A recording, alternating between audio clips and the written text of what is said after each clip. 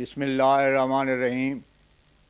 ملفوظات حضرت مسیح موعود 13 اگست 1905۔ حضرت اقدس نے فرمایا، یہ بھی یاد رکھو کہ راست باز دو قسم کے ہوتے ہیں، ایک تو انبیاء اور رسول، یہ تو اعلیٰ درجے کے راست باز اور مقدس وجود ہیں۔ دوسری قسم کے وہ راست باز ہیں جو عام مومن ہوتے ہیں، لیکن ان میں کچھ نہ کچھ بقایا نفس بھی موجود ہوتا ہے۔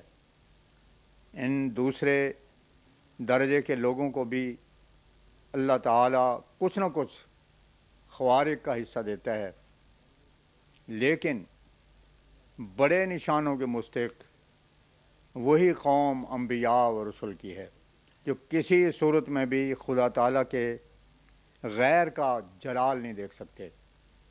ان کی مصیبت اور دکھ اس لیے ہوتے ہیں کہ وہ خدا تعالیٰ کے خلاف نہ دیکھ سکتے ہیں نہ سن سکتے ہیں۔ میرا ایمان یہی ہے کہ نوح علیہ السلام کا طوفان جو آیا، اس طوفان سے پہلے ایک طوفان خود نوح پر بھی آیا، تب وہ طوفان آیا جس نے لوگوں کو غرق کیا۔ اسی طرح پر موسیٰ علیہ السلام کے زمانے میں فرعون غرق ہوا، مگر اس سے پہلے موسیٰ علیہ السلام نے ایک سخت مصیبت دیکھی جو لوگوں کی نظر سے مستور تھی، مگر وہ ایسی مصیبت تھی کہ اسے ان کا ہی دل برداشت کر سکتا تھا، اور ایسی بھاری مصیبت تھی جس نے یہ نمونہ غرق دکھایا۔ نوح علیہ السلام کا غم خیال کرو کہاں تک پہنچ گیا ہوگا جو خدا تعالیٰ کا غضب اس طرح پر بھڑکا۔ یقیناً سمجھو کہ یہ قوم ایک عجیب قوم ہوتی ہے۔ لوگوں کے ہم و غم اپنے گھر کے دائرے کے اندر ہوتے ہیں، بیوی بچوں کا غم ہوا یا اپنی عزت و دولت کے لیے، اور اسی لیے خدا تعالیٰ ان کی پرواہ نہیں کرتا۔ لیکن اس قوم کے غموں کا دائرہ بہت وسیع ہوتا ہے، کیونکہ ایک طرف مخلوق کی ہمدردی انہیں ہم و غم میں مبتلا کرتی ہے، دوسری طرف اللہ تعالیٰ کی عظمت اور شان بلند کرنے کے لیے کڑتے ہیں، اور یہ بات تکلف یا بناوٹ سے پیدا نہیں ہوتی، ان کی فطرت ہی اس قسم کی بنی ہوتی ہے۔ اس قوم کو اس رنگ میں گویا آگ لگی ہوئی ہوتی ہے، ایسی حالت میں اللہ تعالیٰ گوارا نہیں کرتا کہ وہ غم میں مر جائیں۔ وہ دیکھتا ہے کہ ان کا غم محض اس کے لیے ہے۔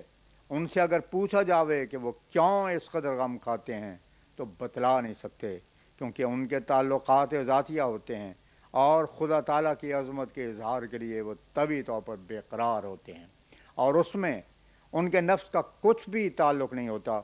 کامل نفوس کے تعلقات جو اللہ تعالیٰ کے ساتھ ہوتے ہیں وہ اس قسم کے ہیں کہ اگر بہشت دوزخ بھی نہ ہو تب بھی وہ دور نہیں ہو سکتے۔ غرض انسان اس کے کنہ تک نہیں پہنچ سکتا کہ وہ اللہ تعالیٰ کی عظمت و جبروت کے لیے کس قسم کے قلق و کرب میں رہتے ہیں۔ جب یہ اضطراب حد سے بڑھ جاتا ہے تو پھر آسمانی نشان ظاہر ہوتا ہے۔ یہ سچ ہے کہ خدا تعالیٰ بے پرواہ ہے۔ اگر ساری دنیا اس کی حمد و ستائش کرے اور کوئی بھی اس کی خلاف ورزی نہ کرے تو اس کی شان ربوبیت اور الوہیت میں کچھ بھی زیادتی نہیں ہو سکتی، اور نہ اس سے کوئی کمی واقع ہو سکتی ہے اگر سب کے سب فسق و فجور میں مبتلا ہو جائیں۔ مگر بات یہ ہے کہ جب ایک انسان اس کے لیے ہی کھپتا ہے تو آخر اسے اپنے مستور الذات کو ظاہر کرنا پڑتا ہے۔ یہی سر ہے اس حدیث میں، کنت کنزم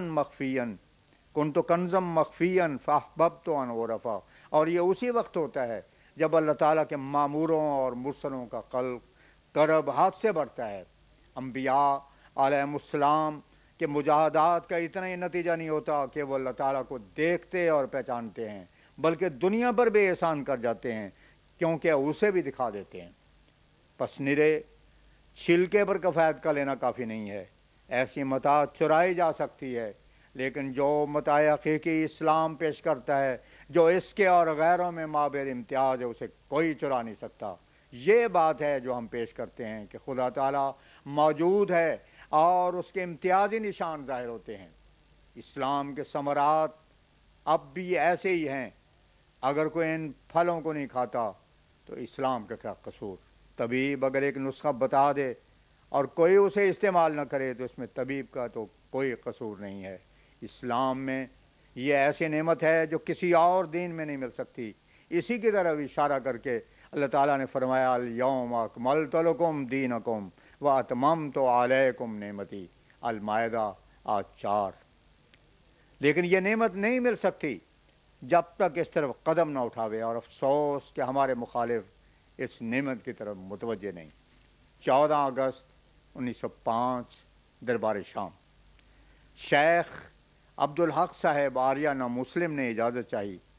اس پر حضرت اقدس علیہ السلام نے ارشاد فرمایا کہ کچھ دن اور رہو. دین کی تپش اور تلاش انسان کو مقدم ہونی چاہیے. اس پر انہوں نے سوال کیا کہ اولو الامر سے کیا مراد ہے؟ بعض کہتے ہیں کہ ہر ایک مولوی اولو الامر ہے، اور بعض کہتے ہیں کہ کوئی نہیں. حضرت اقدس نے اس کے جواب میں ارشاد فرمایا اصل بات یہ ہے کہ اسلام میں اس طرح پر چلا آیا ہے کہ اسلام کے بادشاہ جن کے ہاتھ میں عنان حکومت ہے ان کی اطاعت کرنی چاہیے. وہ بھی ایک قسم کے اولو الامر ہوتے ہیں، لیکن اصل اولو الامر وہی ہوتے ہیں جن کی زندگی پاک ہوتی ہے اور ایک بصیرت اور معرفت جن کو ملتی ہے، اور وہ خدا تعالیٰ سے امر پاتے ہیں، یعنی مامور الہی. بادشاہوں کے پاس حکومت ہوتی ہے، وہ انتظامی امور میں تو پورا دخل رکھتے ہیں، لیکن دینی امور کے لیے کیا کر سکتے ہیں؟ سچے اولو الامر وہی ہیں جن کی اتباع سے معرفت کی آنکھ ملتی ہے اور انسان معصیت سے دور ہوتا ہے.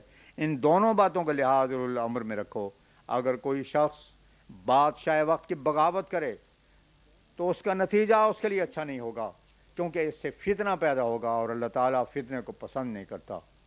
اسی طرح پر مامور کی مخالفت کرے تو سلب ایمان ہو جاتا ہے، کیونکہ ان کے مخالفت سے لازم آتا ہے کہ مخالفت کرنے والا خدا تعالیٰ کی مخالفت کرتا ہے. سوال کیا پھر اس وقت جو مولوی ہیں کیا ان کو اولو الامر سمجھیں؟ حضرت اقدس نے جواب دیا او خیشتن گمس کرا راہبری کنت.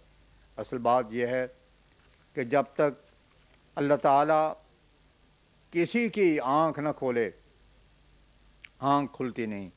ان لوگوں نے دین صرف چند رسوم کا نام سمجھ رکھا ہے، حالانکہ دین رسوم کا نام نہیں ہے. ایک زمانہ وہ ہوتا ہے جبکہ یہ باتیں محض رسم اور عادت کے طور پر سمجھی جاتی ہیں. یہ لوگ اس قسم کے ہوتے ہیں، یہ لوگ اسی قسم کے ہو رہے ہیں. حضرت صلی اللہ علیہ وسلم کے زمانے میں جن کو نماز اور روزہ سکھایا گیا تھا ان کا اور مذاق تھا. وہ حقیقت کو لیتے تھے اور اسی لیے جلد مستفیض ہوتے تھے. پھر مدت کے بعد وہی نماز اور روزہ جو اعلیٰ درجے کی طہارت اور خدا رسی کا ذریعہ تھا ایک رسم اور عادت سمجھا گیا. پس اس وقت ضرورت اس امر کی ہے کہ انسان اصل امر دین کو جو مغز ہے تلاش کرے. یاد رکھو انسان کو اللہ تعالیٰ نے تعبد ابدی کے لیے پیدا کیا ہے. یاد رکھو انسان کو اللہ تعالیٰ نے تعبد ابدی کے لیے پیدا کیا ہے، اس لیے اس کو چاہیے کہ اسی میں لگا رہے. اس جہان کی جس قدر چیزیں ہیں، بیوی، بچے، احباب، رشتہ دار، مال و دولت اور ہر قسم کے املاک، ان کا تعلق اسی جہان تک ہے. اس جہان کو چھوڑنے کے ساتھ ہی یہ سارے تعلقات قطع ہو جاتے ہیں. یہ سارے تعلقات قطع ہو جاتے ہیں، لیکن خدا تعالیٰ ہے اور اس جہان میں بھی اور اس جہان میں بھی اس کی ضرورت ہے. اس لیے سچا تعلق اسی کے ساتھ ہونا چاہیے، کیونکہ نجات ابدی اسی کے ساتھ وابستہ ہے جو خدا تعالیٰ کی معرفت، محبت اور صدق وفاداری کے تعلق پیدا کرنے سے ملتی ہے. یہاں تک تو سب مذاہب متفق ہیں، وہ نجات کا یہی ذریعہ سمجھتے ہیں. مگر سوال یہ ہے کہ یہ باتیں حاصل کیوں کروں؟ یہی وہ مقام ہے جہاں سے مذاہب کا تفرقہ شروع ہوتا ہے. اب جس مذہب نے حصول نجات کے عمدہ وسائل پیدا کیے ہیں، اور جو مذہب تاثیر اور جذب اور کشش اپنے اندر رکھتا ہے وہ سچا ہے، لیکن جس مذہب کے اندر وہ تاثیر اور جذب نہیں، جس کی عملی تاثیروں کا کوئی نمونہ پایا نہیں جاتا، وہ خواہ خدا تعالیٰ کو واحد ہی کہے لیکن جھوٹا ہے۔ یہ توحید اس کے محض قال کے رنگ میں ہے، حالی کیفیت اس میں پائی نہیں جاتی۔ حالی کیفیت تو اس وقت پیدا ہوتی ہے جبکہ غیر کا وجود بالکل نابود ہو جاوے، اللہ تعالیٰ ہی پر بھروسہ کرنے والا ہو، اسی سے ہر ایک امید و خوف ہو۔ جب تک یہ بات عملی طور پر پیدا نہ ہو، نرے قال سے کچھ نہیں بنتا۔ مثلا اللہ تعالیٰ کو واحد سمجھتا ہے، پھر دوسرے سے بھی تعلق رکھتا ہے، تو توحید کہاں رہی؟ یا خدا تعالیٰ کو رازق مانتا ہے مگر دوسرے پر بھی بھروسہ کرتا ہے، یا دوسرے سے محبت کرتا ہے، یا کسی سے امید اور خوف رکھتا ہے، تو اس نے واحد کہاں مانا؟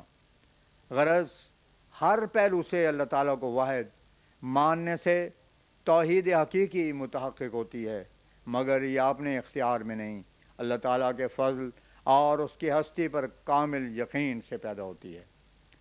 یک طرفہ خیال رفتہ رفتہ ضائع ہو جایا کرتے ہیں۔ مثلا ایک شخص خیال کرے کہ اس چوبارے کے اندر آدمی ہے، جب وہ بیدار ہوگا تو اس کو کھولے گا، لیکن جب اس پر 2 دن 4 دن مہینہ 2 مہینے یہاں تک کہ کئی برس گزر جاویں اور کوئی آواز نہ دے، نہ کھڑکا ہو، تو آخر اسے اپنے اعتقاد بدلنا پڑے گا اور خیال پیدا ہونے لگے گا کہ اگر اس کے اندر کوئی آدمی ہوتا تو ضرور بولتا معلوم ہوا کہ کوئی آدمی ہے ہی نہیں۔ اسی طرح پر خدا تعالیٰ جو ان آنکھوں سے پوشیدہ ہے، اس کی بابت بھی طالب حق چاہتا ہے کہ اس کا پورا پتہ لگے، اس کی بابت بھی طالب حق چاہتا ہے کہ اس کا پورا پتہ لگے تاکہ ایمان ترقی کرے۔ ضرور ہے کہ اس کی قدرتوں کی عجائبات نظر آویں، اس کی آواز بھی سنائی دے اور اس کے سننے کا پتہ لگے، لیکن اگر کسی بات کا پتہ ہی نہیں چلتا تو پھر رفتہ رفتہ ایمان کمزور ہو کر انسان دہریہ ہو جائے گا۔ یہ تو سب اہل مذاہب مانتے ہیں کہ اللہ تعالیٰ دیکھتا ہے اور ہماری دعائیں سنتا ہے، مگر میں کہتا ہوں کہ وہ جس طرح پر سنتا ہے کیا یہ ضرور نہیں کہ اسی طرح پر بولتا بھی ہو؟ اگر بولتا نہیں تو پھر اس کا سننا بھی باطل ہوگا اور پھر دوسرے صفات بھی باطل ہو جائیں گے۔ آریہ بھی تو اتنا تو مانتے ہیں کہ وہ سنتا ہے، لیکن جب ہم پوچھتے ہیں کہ کیا وہ سنتا بھی ہے تو یہاں آ کر خاموش ہو جاتے ہیں۔ تو پھر یہ کیوں کر مان لیا جاوے کہ اس کے کان تو ہیں مگر زبان نہیں؟ یہ تو ادھورا خدا ہے۔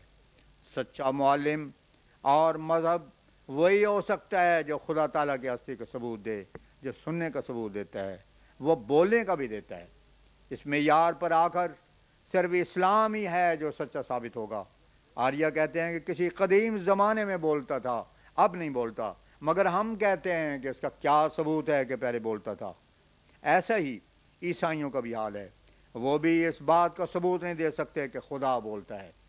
ہاں، ہم کہتے ہیں کہ جس طرح خدا تعالیٰ کو دیکھتے ہیں اور یقین رکھتے ہیں کہ وہ دیکھتا ہے اور سنتا ہے، اسی طرح ہم یقین رکھتے ہیں اور اپنے تجربے سے کہتے ہیں کہ وہ بولتا بھی ہے۔